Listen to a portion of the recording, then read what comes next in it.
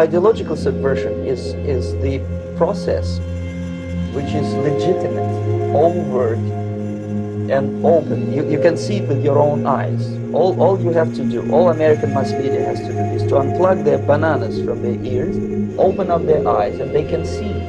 There is no mystery. There is nothing to do with espionage. I know that espionage intelligence gathering looks more romantic.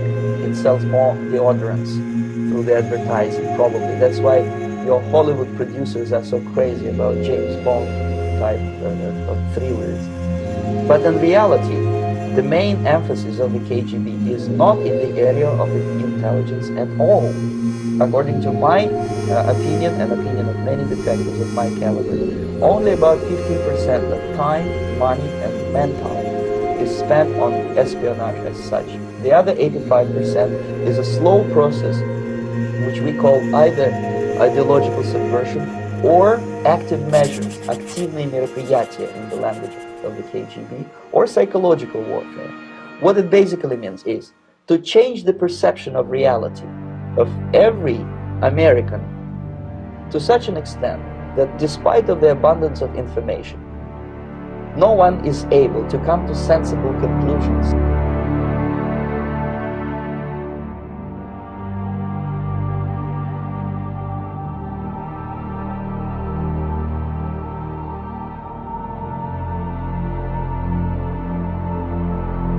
First one being demoralization. It takes from 15 to 20 years to demoralize a nation. Why that many years? Because this is the minimum number of years which requires to educate one generation of students in the country of your enemy, exposed to the ideology of the enemy. In other words, Marxism-Leninism ideology is being pumped into the soft heads of at least 3 generations of American students without being challenged or counterbalanced by the basic values of Americanism, American patriotism. The result you can see. Most of the people who graduated in the 60s, dropouts or half-baked intellectuals, are now occupying the positions of power in the government, civil service, business, mass media, educational system. You are stuck with them. You cannot get rid of them. They are contaminated. They are programmed to think and react to certain stimuli in a certain pattern. You cannot change their mind, even if you expose them to authentic information, even if you prove that white is white and black is black, you still cannot change the basic perception and the logic of behavior. In other words, these people, the process of demoralization is complete and irreversible. To get rid of society of these people, you need another 20 or 15 years to educate a new generation of patriotically minded and common sense people who would be acting in favor and in the interests of the United States society. And yet these people who've been programmed and, as you say, in place, and who are favorable to an opening with the Soviet concept, these are the very people who would be marked for extermination in this country? Most of them, yes. Simply because the psychological shock when they will see in future what the beautiful society of equality and social justice means in practice, obviously they will revolt.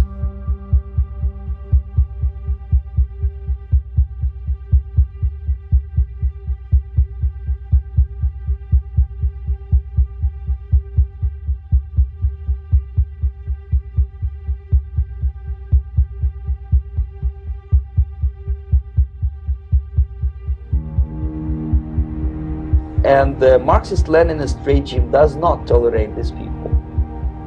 They will join the links of dissenters, dissidents. In future, these people will be simply squashed like cockroaches. Nobody is going to pay them nothing for their beautiful, noble ideas of equality. This they don't understand, and it will be the greatest shock for them, of course. The demoralization process in the United States is basically completed already.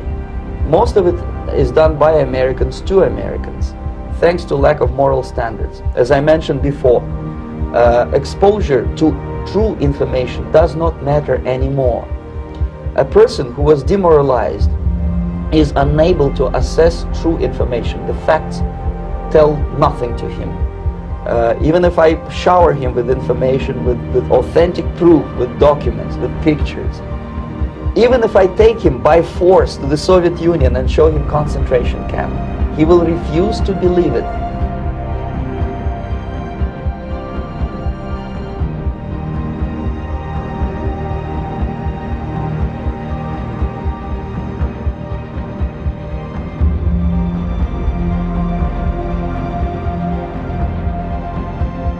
So basically America is stuck with demoralization, and unless, even if you start right now, here, this minute, you start educating new generation of Americans, it will still take you 15 to 20 years to turn the tide of ideological perception of reality. The next stage is destabilization. This time, subverter does not care about your ideas and the patterns of your consumption, whether you eat junk food and get fat and flabby, it doesn't matter anymore. This time, and it takes only from 2 to 5 years to destabilize a nation. Economy, foreign relations, defense systems.